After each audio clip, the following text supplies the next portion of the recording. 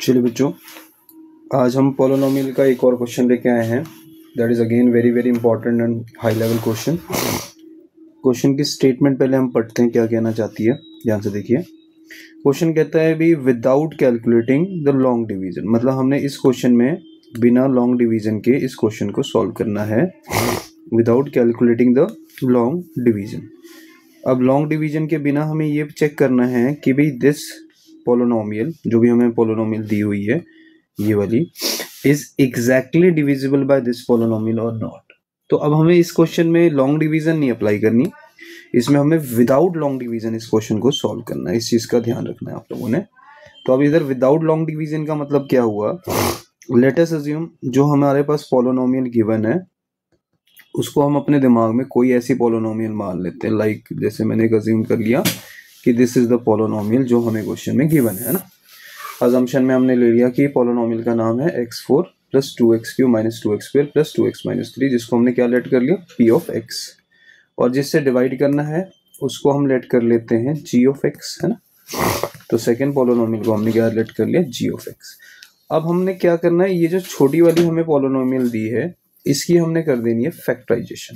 Factorisation मतलब हमने splitting the middle term करनी है। तो स्प्लिटिंग द मिडिल टर्म करने के लिए हम क्या करेंगे, सबसे पहले इस पोलोनोमियल को इक्वल टू क्या रख देंगे, 0।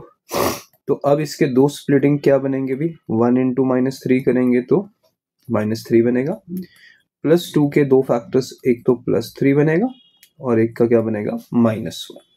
तो इसका मतलब इसके दो फैक्टर्स बनेंगे +3x और एक बनेगा 1x, -3 इक्वल टू 0।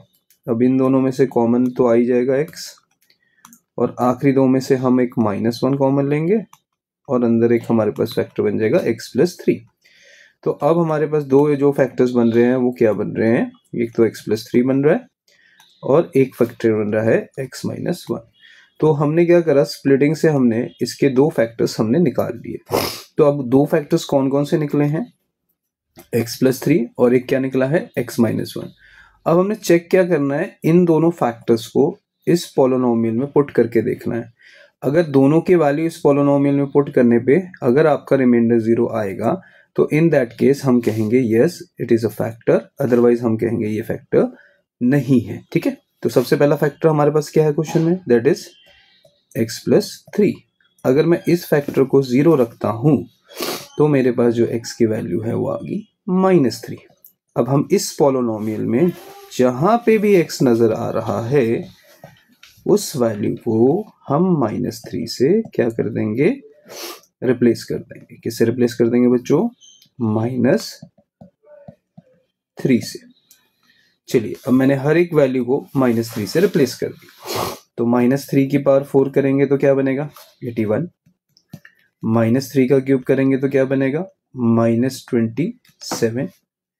-3 का स्क्वायर करेंगे तो क्या बनेगा, 9, और ये हमारे पास बन गया -6, और ये हमारे पास आ गया -3। चलिए ये बन गया हमारे पास 81 -54 -18 -6 एंड -3। अब हम इन तीनों को क्या करेंगे, ऐड करके देख लेंगे, देखते हैं इनका एडिशन कितना बनता है हमारे पास। तो अगर मैं इन तीनों को ऐड करता हूं, क्या करता हूं बच्चों, ऐड करता हूं, तो मेरे पास 81 माइनस क्या बनेगा, 54 में अगर मैं 18 ऐड करता हूं तो ये बन गया मेरे पास सर 72, और 72 में अगर मैं 6 ऐड करता हूं तो 78, और 78 में 3 ऐड करा तो मेरे पास आंसर आ गया 81। तो जो कि किसके इक्वल आ गया, 0। तो मतलब p ऑफ -3 की जो वैल्यू है, p ऑफ -3 की वैल्यू है वो क्या आ गई बच्चों, 0 आ गई। तो इसका मतलब जब हमने x की वैल्यू -3 इसमें पुट करी तो उस केस में जो मेरा रिमाइंडर है, that remainder comes out to be how much, 0।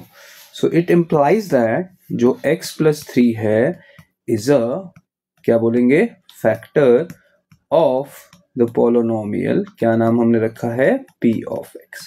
तो हमने क्या करा, without performing the long division का मतलब कि हमने इसको इससे डायरेक्टली डिवीजन नहीं शो करनी। अब हमने क्या करा, ये एक क्वाड्रेटिक पोलोनोमियल है, इस क्वाड्रेटिक के हमें पता है स्प्लिटिंग हमें करनी आती है। स्प्लिटिंग से हमने इसके दो फैक्टर्स निकाल लिए, तो स्प्लिटिंग से पहला जो फैक्टर निकला है वो x+3 निकला है, और जो दूसरा फैक्टर निकलेगा दैट इज x-1। तो x+3 को अगर मैं 0 रखता हूं तो जो x की वैल्यू है वो आ जाएगी -3। तो अगर इस पोलोनोमियल में जहां पे भी x नजर आ रहा है वहां पे सारी जगह हम -3 रिप्लेस कर दें, तो -3 का पावर 4 कितना हो जाएगा 81, -3 का क्यूब कितना हो जाएगा 27 नेगेटिव इंटू 2 हो जाएगा, -3 का स्क्वायर कितना हो जाएगा 9, 9 इंटू 2 18 हो जाएगा, ये -6 और ये -3, तो 81 54 18 6 3, तो 54 18 और 6 और 3 को सॉल्व करेंगे तो यू विल गेट आंसर 81, और 81 में से अगर मैं 81 सब्ट्रैक्ट करता हूं तो मेरा आंसर क्या आ जाता है 0।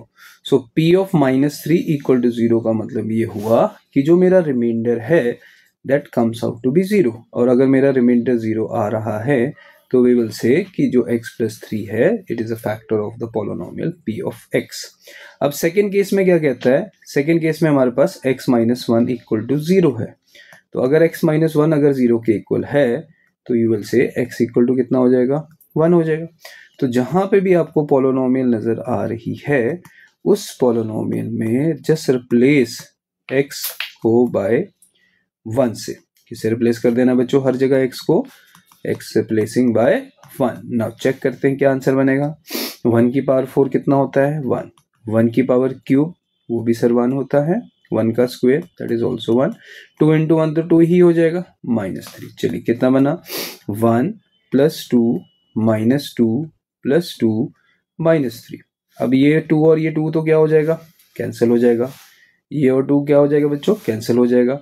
अब 1 + 2 कितना होता है बच्चों 3 -3।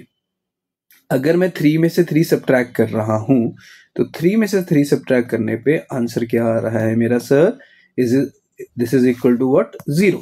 तो इसका मतलब इस केस में भी जो मेरा रिमाइंडर आ रहा है that is also equal to क्या आ गया 0 आ गया। तो अगर ये भी 0 के इक्वल आ गया तो हम ये कहेंगे जो x-1 है is a factor of the polynomial that is P of x। तो इसका मतलब जब भी कोई क्वेश्चन आ जाए जिसमें आपको लॉन्ग डिवीजन परफॉर्म नहीं करनी तो फर्स्ट हमने जो छोटी वाली पोलोनोमियल है उसकी हमने क्या करनी है स्प्लिटिंग द मिडिल टर्म। तो स्प्लिटिंग द मिडिल टर्म कैसे करी, जो भी हमारे पास g of x था पहले इसको हमने इक्वल टू क्या रख दिया बच्चों इक्वल टू 0, वहां से उसकी स्प्लिटिंग करी, स्प्लिटिंग से हमें पता है क्वाड्रेटिक है तो इसके दो ही फैक्टर्स निकलेंगे।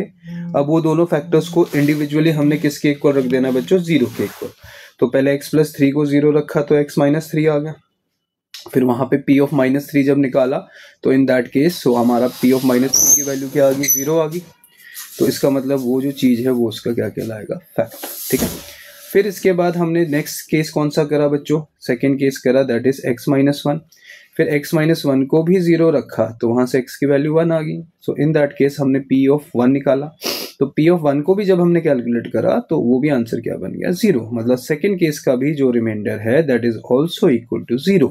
सो इसका मतलब x-1 is a factor of the polynomial P of x। So hence जो x+3 है वो भी इसको कम्प्लीटली डिविजिबल कर रहा है और जो x-1 है वो भी इसको कंप्लीटली क्या कर रहा है डिवाइड कर रहा है, जो कि हमने कैसे शो करा है without performing a long division. Clear, please note it down, ठीक है।